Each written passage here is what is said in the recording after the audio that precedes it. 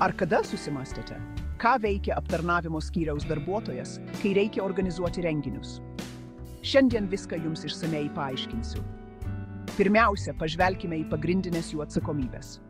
Aptarnavimo skyriaus darbuotojas rūpinasi tiek vidinę, tiek išorinę komunikaciją. Tai reiškia, kad jie tvarko viską, nuo naujienlaiškių iki pranešimų spaudai. O kaipgi tie didieji renginiai? Jie patys svarbiausia organizuojant skyriaus reprezentacinius renginius. Įsivaizduokite susitikimus, konferencijas ir kitus viešųjų ryšių renginius. Tačiau jie nedirba vieni. Jie glaudžiai bendradarbiauja su skyriaus struktūriniais padaliniais ir visuomene. Svarbiausia – užmegzti ir palaikyti tuos gyvybiškai svarbius ryšius.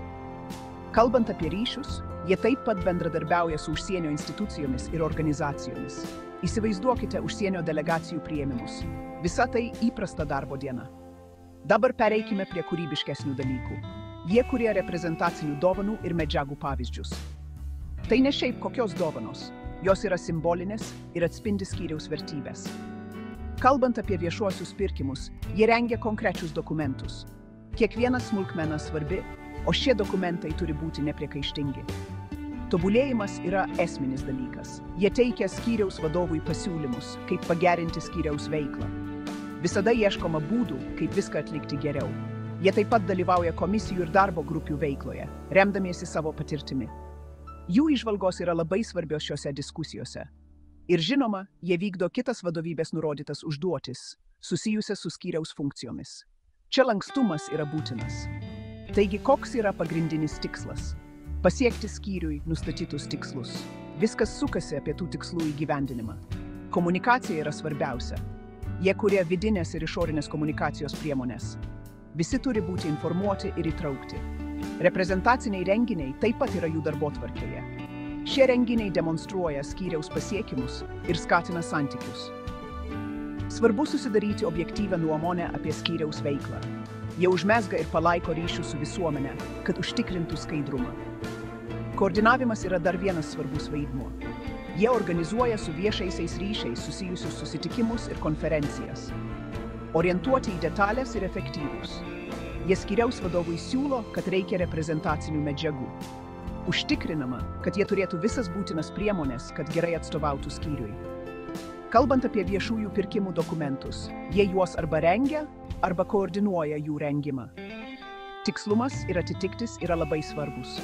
Siekiant pagerinti skyriaus veiklą, jie teikia skyriaus vadovui pasiūlymus. Visada siekiama tobulumo. Tarptautinis bendradarbiavimas, remiantis jų patirtimi, taip pat yra jų vaidmens dalis. Tai reiškia tiltų statymą ir santykių puoselėjimą. Siekiant įgyvendinti skyriaus tikslus, jie vykdo užduotis susijusias su skyriaus funkcijomis. Kiekviena užduotis priartina skyrių prie jo tikslų. Susitikimai ir konferencijos organizuojami atsižvelgiant į viešuosius ryšius. Svarbiausia – sudaryti tinkamą įspūdį. O kai reikia pranešimų spaudai, jie juos rengia, kad informuotų visuomenę apie skyriaus veiklą. Aiškus, glausti ir informatyvūs. Reprezentacinių dovanų pavyzdžių kūrimas yra dar vienas kūrybiškas jų darbo aspektas. Šie daiktai atspindi skyriaus įvaizdį ir vertybės. Užsienio delegacijoms jie organizuoja arba koordinuoja priėmimus. Užtikrinama sklandi ir svetinga patirtis. Jų funkcija komunikacijos priemonėse yra kurti tiek vidinės, tiek išorinės medžiagas. Visi turi būti gerai informuoti. Matomumas yra gyvybiškai svarbus. Jie rengia pranešimus spaudai, kad padidintų skyriaus matomumą. Užtikrinama, kad visuomenė žinotų apie jų darbą. Renginių organizavimas reikalauja išsamių žinių. Jie turi gerai išmanyti renginių valdymą. Viešųjų ryšių palaikymas apima ryšių kūrimą ir puoselėjimą.